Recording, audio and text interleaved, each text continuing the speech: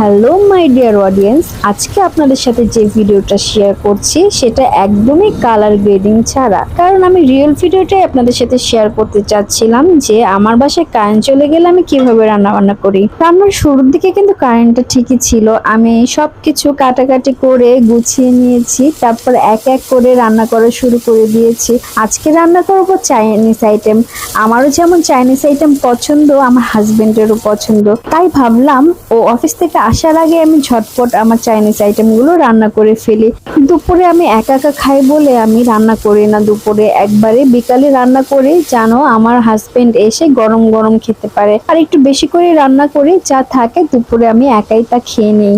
যদিও এই বাসাটা নেওয়ার আগে আমরা ভেবেছিলাম বাসা থেকে যেহেতু আমার হাজবেন্ডের অফিসের দূরত্ব 5 মিনিটে, তাই অফিসে যখন লাঞ্চ ব্রেক দিবে তখন ও আসবে বাসায়, আমরা একসাথে লাঞ্চ করব। কিন্তু তার কখনো হয়ে ওঠেনি। কিন্তু কেন, তার কারণটা একটু পরেই বলছি। দেখেন, রান্না করতে করতে মাঝখান দিয়ে কারেন্টটা চলে গেল। মেজাজটা এমন গরম হয়েছিল, কারণ এত আয়োজন করার পর এগুলো আমি রান্না বান্না শেষ করব তাড়াতাড়ি, ও আসবে খাবো, এর মধ্যে কারেন্টটা চলে গেল। আমার এই বাসাটা হচ্ছে গাজীপুর কালিয়াকৈরে। এই জায়গায় এত ঘন ঘন কারেন্ট যায়, কি আর বলবো, করার কিছু নেই। কারণ এখান থেকে আমার হাজবেন্ডের অফিস অনেক কাছে, আর আমার শ্বশুর বাড়ি হচ্ছে ঢাকা ক্যান্টনমেন্টের কাছে, যেখান থেকে কিনা এই অফিসে আসতে আমার হাজবেন্ডের খুবই কষ্ট হয়ে যায়, অনেক রাত হয়ে যায়, তাই বাধ্য হয়ে এখানে বাসা নিতে হয়েছে। তাই খুব কষ্ট হলেও এখানে এসেছি, কারণ আমার হাজবেন্ডের ভালোর জন্য।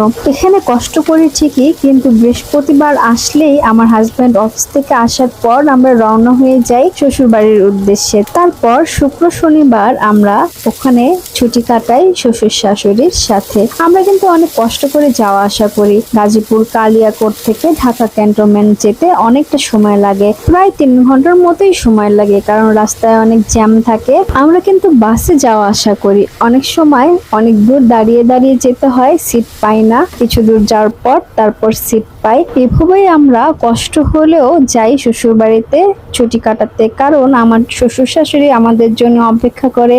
কারণ আমরা আগে কখনো এভাবে একা একা সংসার করি নেই, একসাথেই ছিলাম, তাই ভালো লাগে না একা একা এখানে, তাই ছুটি পেলেই দৌড়ে ছুটে চলে যাই। আমরা কিন্তু চাইলেই শুক্র শনিবারটা এখানেই থাকতে পারি, রেস্ট নিতে পারি, কারণ সারা সপ্তাহ আমার হাজবেন্ড অফিস করে, রাত্রেবেলা করে বাসায় আসে, ওরও একটু রেস্টের প্রয়োজন, কিন্তু আমরা তা করি না। আমরা আমাদের কষ্ট হলেও আমরা ছুটে চলে যাই। এর মধ্যেই রয়েছে আমাদের সুখ, আমাদের আনন্দ।